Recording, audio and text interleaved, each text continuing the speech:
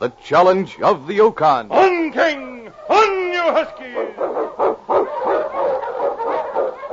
The Wonder Dog King, swiftest and strongest of Eskimo League dogs, blazed the trail through storm and snow for Sergeant Preston as he meets the challenge of the Yukon. Sergeant Preston was typical of the small band of Northwest Mounted Police who preserved law and order in the new Northwest country, where the greed for wealth and power led to frequent violence and bloodshed. But in spite of the odds against them, Sergeant Preston and his Wonder Dog King met that challenge, and justice ruled triumphant.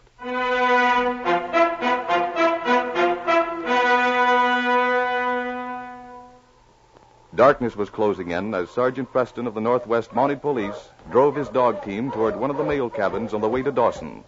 As he neared the cabin, he saw smoke drifting out of the chimney, but there was no sign of the mail team as he stopped his dogs in front of the door. Oh, King!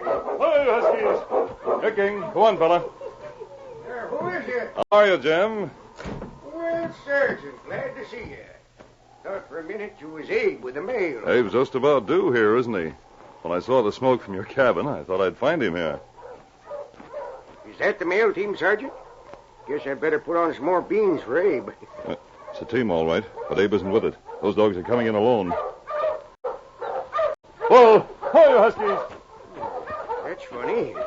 Something must have happened to Abe. Yes, and something's happened to the mail. Abe's been robbed. Robbed? Look at this sled. All the lashings off. Well, I'll feed those dogs of mine in harness, and we'd better find Abe. Ain't we going to eat our supper? Our supper can wait, Jim. We're leaving right away.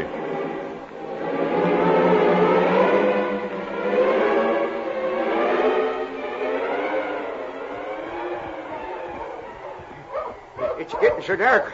We'll never find him, Sergeant. We can't stop, Jim. He's on this trail somewhere.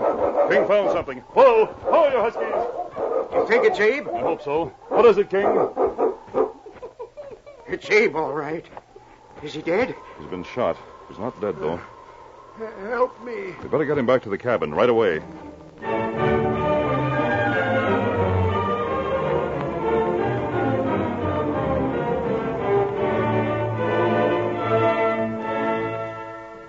There you are, Abe. Feel more comfortable? Sure.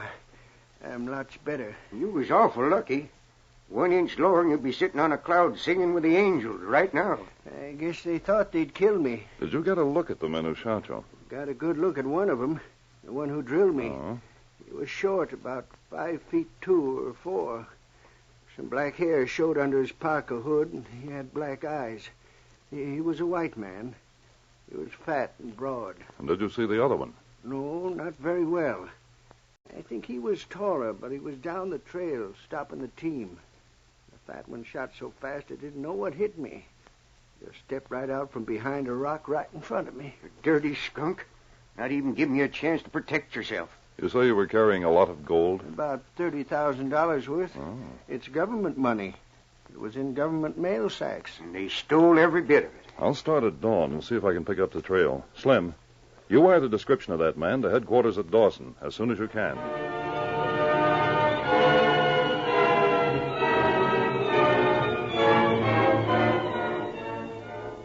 Sergeant Preston, with King's help, had picked up the trail of the thieves from the spot where Abe had been shot. He glanced anxiously at the clouds overhead and hurried the team. He read the signs of impending snow. The trail winding around the side of a mountain was a difficult one.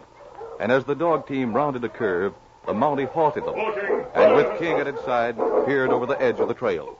There's just a chance that we can see them from here, fella, before it begins to snow. Yes, there they are, boy. Right below us. They're making camp. We'd better...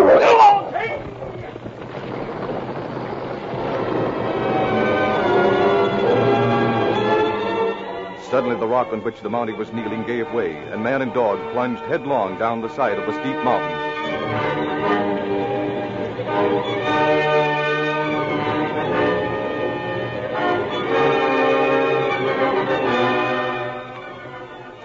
What was that? An avalanche? It sounded like it. Steve, look. It's a man. He fell with a side from the trail up there. See him? Lying there on the slope? Yeah. And look. There's a dog beside him. Come on, we'd better see if he's dead. Stop, you fool. Remember, we just held up the mail. We don't want anybody seeing us. Yeah. I never thought of that. I wonder if he's been watching us over the edge of the trail. Maybe he was. Maybe that's how he happened to fall. Come on. Maybe it'd be a good idea to make sure he's dead. Nobody could have followed us this quick, Steve. We killed that mailman. He couldn't have told nobody. I don't think this man, whoever he is, was following us. But he could always tell somebody who saw us here. Better have a look. His dog wasn't hurt. He's standing beside him. Yeah. What are you picking up that club for? The dog probably wants us to help Now, him. wait a minute. If he ain't dead, I'm giving him a clout over the head with this club to make sure he is. It'll look as if he hit it on a rock. Why don't you just shoot him and the dog, too? Somebody might come looking for him. We don't want to leave no trail. It looks like an accident. Nobody will suspect anything. Look, he's almost covered with snow. He ain't dead. He just moved his arm. Well, this'll make sure. Look out for that dog. Hey, get off of me, curse! Slim, help me! Get down, you. Run, Steve. Yeah! You were lucky that dog didn't kill you. My Parka saved me.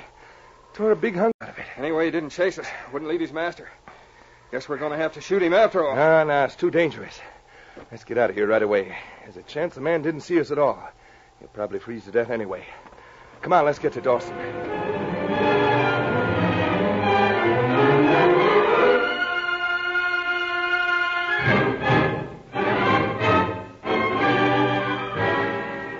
When Sergeant Preston opened his eyes, he found King lying close beside him. The great dog whined anxiously and got to his feet as he felt his master move. King. King, old fellow, what happened? Oh, my head. Gotta get out of here. Oh, guess I twisted my ankle. No bone's broken. What's that, boy? Bring it here, King. There beside you. Give it to me. Oh, that's funny. A piece of fur ripped from a Parka or something. And the snow's all disturbed around here. Someone must have... Quiet, boy. Yes, a little. Yes. Can you bring it down the trail for me? Thanks, and hurry. Well, fella, that's a break. The men we're after have gone, but if we ever catch up with them, I think you'll know one of them, the one who wore this parka.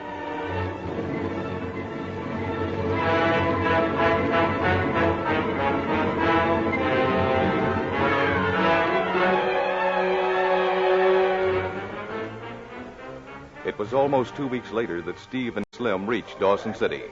Steve waited for Slim in the Gold Horseshoe Bar. He spoke to no one until Slim entered. Did you get the money, Slim? Yeah. I cashed in some dust. No questions asked. Good. There's something I got to tell you. Come on over here to a table. Get back there in the corner where nobody can see us. What's wrong? We got to get out of here fast. What? I saw a poster in the place where they weighed the gold. They know about the mail robbery, and they got a description of you. It must have been telegraphed all over. Why, that ain't possible. Nobody saw me. Yeah, the except mailman. You didn't kill him. The poster said wanted for robbing the mail, not murder. Of all the rotten luck. I was looking forward to a rest. Good sleep in a bed for a change. So tired from that long trek up here, I can't keep going any longer. We gotta keep going. They'll find us. Hey, Slim. Look over at that table. What? Am I seeing things, or does that guy look like me? The one who's just getting up? Yeah. Just my height, ain't he? He's got black hair. He's about the same weight. I sure wouldn't take you for twins. They ain't got my picture on that poster, have they? No, but... Yeah, you're right, Steve. He does look like the description. Come on, we're following him.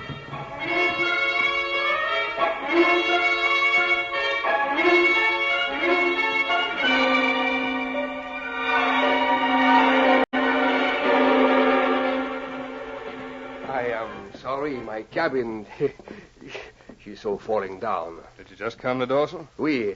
All alone I have tried to find gold for 2 months. But luck, she's not with me. Yesterday I get here.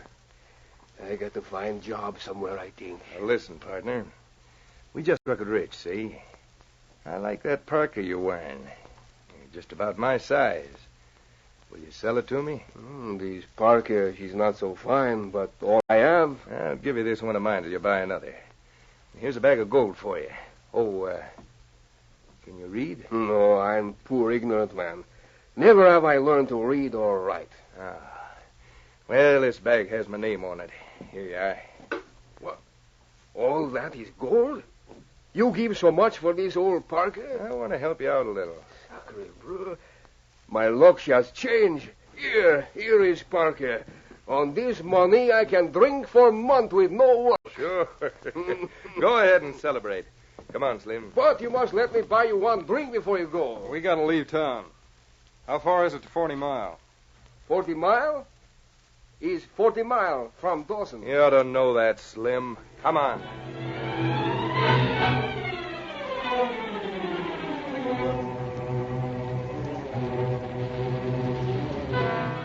It was 2 days later that Sergeant Preston talked to the inspector at the headquarters of the Northwest Mounted Police in Dawson. Yes, Sergeant.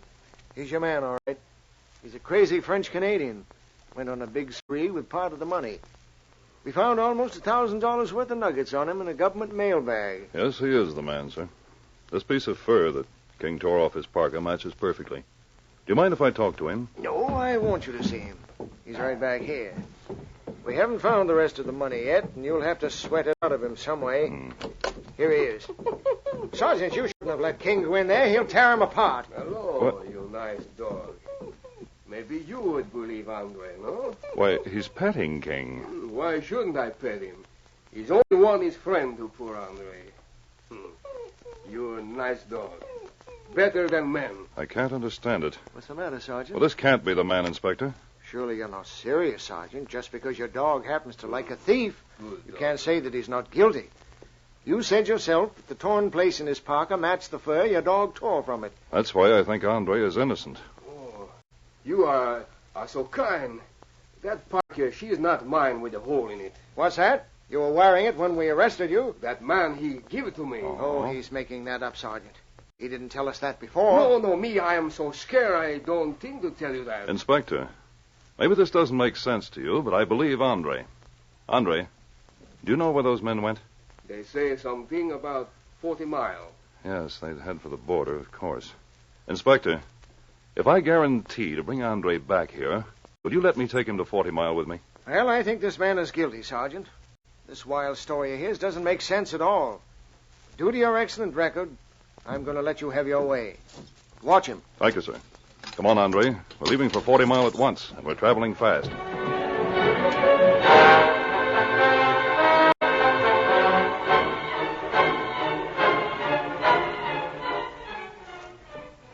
Hello, Sergeant. When did you get to 40 Mile? Just got here, Bill. Has anyone registered here who looks like this man I have with me? Yeah, there's a man in number 20 looks something like him. Uh-huh. Got a pal with him, though. They've been here 2 days. Do you mind if I go back to see them? Go right ahead. Down the hall, room 20.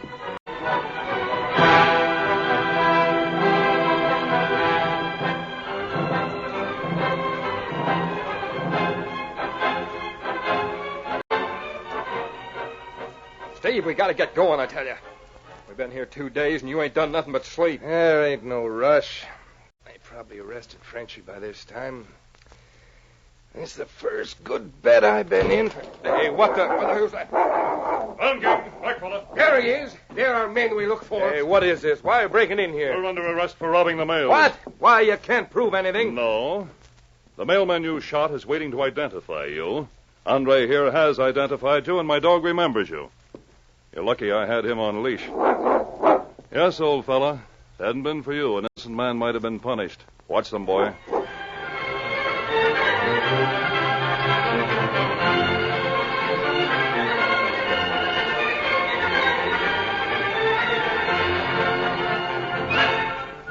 These copyrighted dramas originate in the studios of WXYZ Detroit, and all characters, names, places, and incidents used are fictitious.